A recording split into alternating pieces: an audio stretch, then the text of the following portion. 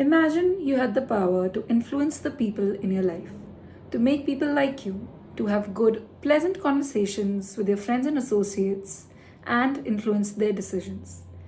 This is what is promised by this book: How to Win Friends and Influence People. So, today I want to review the OG self help book to see if this stands the test of time. Is it corny, irrelevant self help from 90 years ago, or is it timeless wisdom distilled into 300 succinct pages? At its core, How to Win Friends and Influence People isn't really about tricks or manipulation. It's about understanding a basic truth, and that is that you can never make anybody change by using force or coercion or demanding authority. The only hope that we have is to use grace and kindness. It is a paradigm and a lifestyle shift rather than a bunch of tricks or hacks. In the first part, Carnegie argues that criticism almost always never works. Even criminals rarely see themselves as wrong, and expecting ordinary people to admit fault, especially when they are criticized publicly, is completely unrealistic. Criticism only makes people defensive, and it puts their walls up further. Instead, he echoes Socrates' approach, which is letting people arrive on the idea themselves, getting them to say yes to you, and allowing that slow approach instead of forcing your thoughts on somebody or confronting them head on. The second idea is honest and sincere appreciation, and not flattery or empty words. People have a deep hunger to feel valued, appreciated, and understood. And so many people go through their whole lives without ever hearing a word of genuine praise or encouragement. And somebody who can utilize that and can be sincere with that instead of shallow comments is going to definitely get a lot of people to listen to him, right? Another core principle is to make people want to do what you desire instead of asking them to. People act based on their own desires and not on somebody else's. And that is why most communications fail, because emails, requests, meetings, people are going on and on about what they would get if somebody else does something, not how they would benefit from doing it. And if that is tapped into, communication can be a lot more effective. In the next part, he explains how people connect, and that is to get people to like you and to be interested in you. Like them first and be interested in them first, and that is to listen deeply, remember names, smile at people, talk in terms of their interest, show them sympathy. People aren't bad conversationalists. A lot of people are focused on themselves just as you and I are focused on ourselves.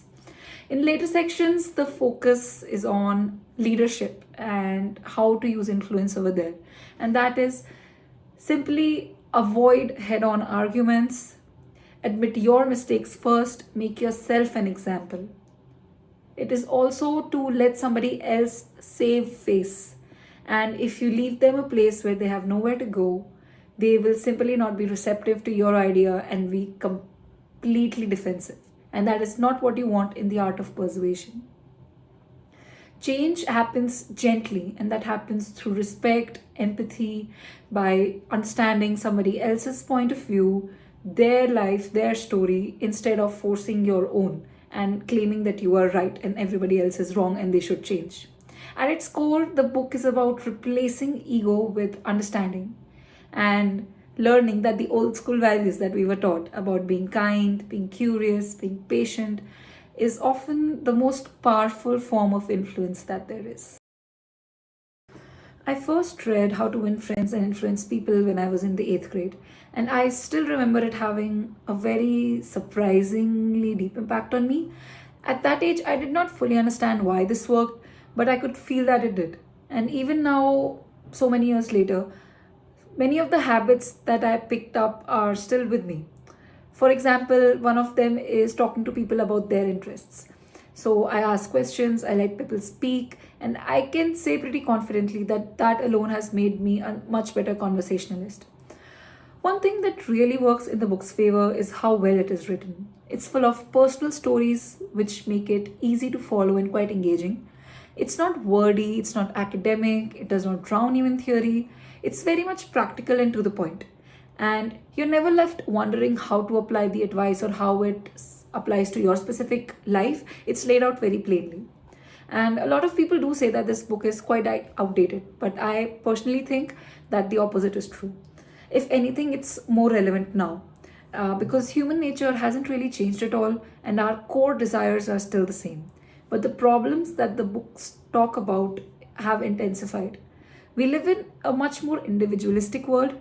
People are more isolated, more disconnected, and are more starved for genuine attention and appreciation. And anyone who can fill even a small part of that void is going to be very valuable in social and professional settings. At the same time, people are also far more ego driven today, and social media has amplified that. We are surrounded by echo chambers and we are constantly being validated by people who already agree with us, and that makes persuasion even harder. So, if someone genuinely practices the ideas in this book, like listening, encouraging, and not attacking egos, they're actually operating at an advantage compared to most.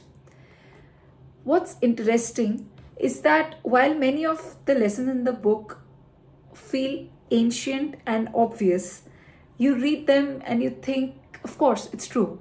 And yet, it forces you to confront how badly you've handled situations like this in the past. It's simple advice, but if you truly accept and internalize it, it can be quite life changing. And that's not because it's something different or clever, but because it's quite humbling. And there were moments when I was reading this where I genuinely thought, oh my God, how have I been behaving? And I realized that so much of our behavior in conflict is driven by impulse, by ego, and by the need to win and feel superior. And the book keeps pushing you in the opposite direction to keep your ego aside, to cool down in heated moments, and to think rationally instead of acting impulsively. And that's a really uncomfortable idea because often what we want to do is to go to the argument and prove that we are right and teach the other person a lesson or show them that they are wrong. But the book makes a very personal lesson, and that is that that kind of attitude rarely gets you what you want. Your goal is influence and cooperation, and satisfying your ego is working directly against you. That said, I do have some criticisms. One thing that the book doesn't really address is why people are sometimes drawn to exactly the opposite kind of a person who's blunt, demanding, and rude. The kind of leader who applies pressure, who doesn't listen, doesn't care about feelings, and is solely focused on results in many. And these people often rise to positions of power, and not just professionally, even socially. There are morally dubious people who are mean and dismissive, and yet they have plenty of friends and influence and romantic partners. So the question becomes, is there success despite of these traits or because of them? And if the world really truly runs on kindness and empathy, as Carnegie suggests, how do these people thrive? And the book really doesn't explain this tension, which I think is an important gap. In that sense, I feel like the book is a manual for a very specific kind of power, which is what I'd call soft and quiet power. It's subtle and it's patient, and it's influence without force.